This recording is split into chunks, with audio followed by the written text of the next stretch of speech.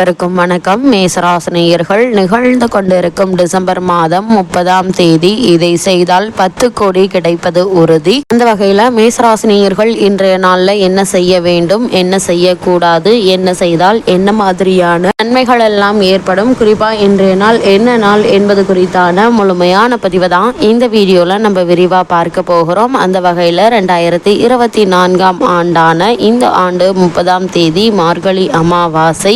இந்த மார்கழி அமாவாசையான இன்றைய தினம் சூரியனும் சந்திரனும் ஒரே நேர்கோட்டில் வரும் நிகழ்வினை அமாவாசை நாள் என்கின்றோம். ஜோதிட சாஸ்திரத்தின்படி சூரிய பகவான் தந்தைக்காரகன், சந்திர பகவான் தாய்க்காரகன் ஆக கருதப்படுகின்றன. அதனால் இந்த இரு கிரகங்களும் நேருக்கு நேர் சந்திக்கக்கூடிய நாளில் முன்னோர்களை நினைத்து நாம் வழிபடுவதால் பித்ருலோகத்தில் இருக்கக்கூடிய முன்னோர்களுக்கு நற்கதி கிடைக்கும் என்பது ஐதீகம். அதே போல அமாவாசை அன்று தர்ப்பணம் கொடுத்து வழிபட முடியாவிட்டாலும் முன்னோர்களை நினைத்து எள்ளும் தண்ணீரும் கண்டிப்பாக இறைக்க வேண்டும். தெய்வங்களை வழிபடுவதற்கு எத்தனையோ விரத நாட்கள் இருந்தாலும் முன்னோர்களை வழிபட்டு அவர்களுடைய ஆசியை பெறுவதற்கு உரிய நாளாக இந்த அமாவாசை மட்டுமே கருதப்படுகிறது. மற்ற விரத நாட்களுக்கு எப்படி விதிமுறைகள் உள்ளதோ அதே போல் அமாவாசை நாளில் சில விஷயங்களை கண்டிப்பாக நாம் செய்ய வேண்டும், சில விஷயங்களை கண்டிப்பாக தவிர்க்க வேண்டும் என்ற விதிமுறை உண்டு. அந்த வகையில இந்த மார்கழி அமாவாசை நாளில் என்னென்ன விஷயங்களை செய்யலாம், அவற்றை எல்லாம் தவிர்க்க வேண்டும் என்பதை தெரிந்து கொள்ளலாம். இந்த மார்கழி அமாவாசையை பொறுத்தவரைக்கும்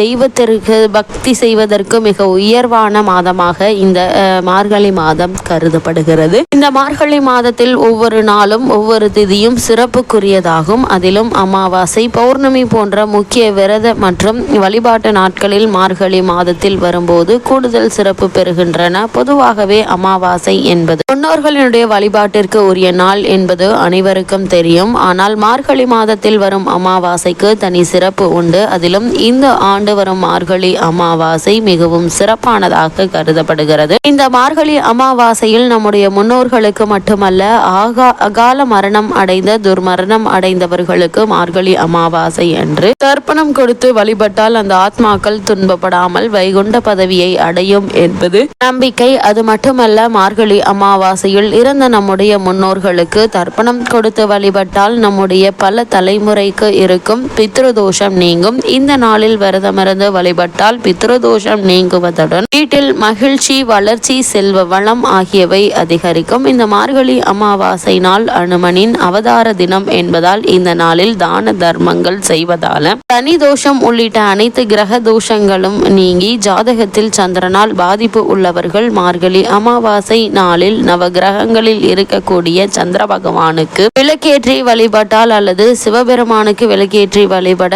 சந்திரனால் ஏற்பட்ட தொல்லைகள் நீங்கும். இப்படி பல சிறப்புகள் மிகுந்த மார்கழி அமாவாசையில் முன்னோர்களுக்கு நீங்கள் தர்ப்பணம் கொடுத்து வழிபடுவதன் மூலமாக உங்களுடைய வாழ்வில் ஏற்பட்டு கொண்டிருக்கும் அனைத்து தடங்களும் தாமதங்களும் நீங்கி எதிர்பாராத பல முன்னேற்றங்கள் ஏற்பட்டு நல்ல செல்வ வளம் கிடைக்கும் என்பது ஐதீகமாக உள்ளது.